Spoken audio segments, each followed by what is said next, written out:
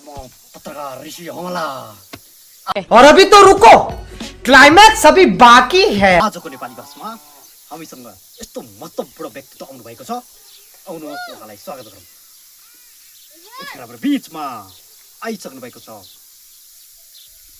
केपी टोलेजी। केपी टोलेजी, म तपाईलाई नेपाली भाषामा स्वागत गर्न चाहन्छु।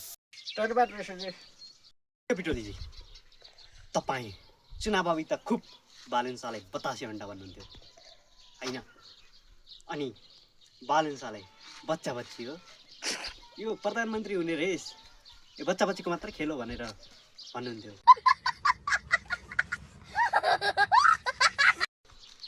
तर आज त्यही बच्चा तपाईँमाथि हाबी परेको छ। यस विषयमा तपाईँ के भन्नु, के खुलासा गर्न चाहनुहुन्छ?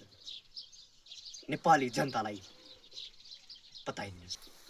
हेर्नुहोस्, अब यो बतासे अन्डा भनेको कस्तो भनेपछि उहाँहरूसँग आफ्नो एजेन्डा छैन, एजेन्डाविहीन हुनुहुन्छ उहाँहरू।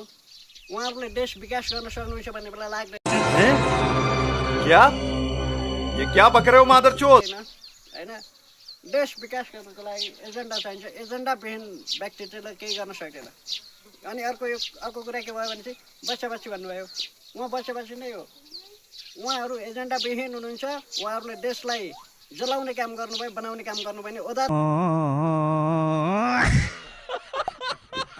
नि काम गर्नुभयो, बनाउने काम गर्नु भएन। त्यसैले उहाँ बच्चा बच्ची नै हो, उहाँ बतासे अन्डा नै हो। धन्यवाद।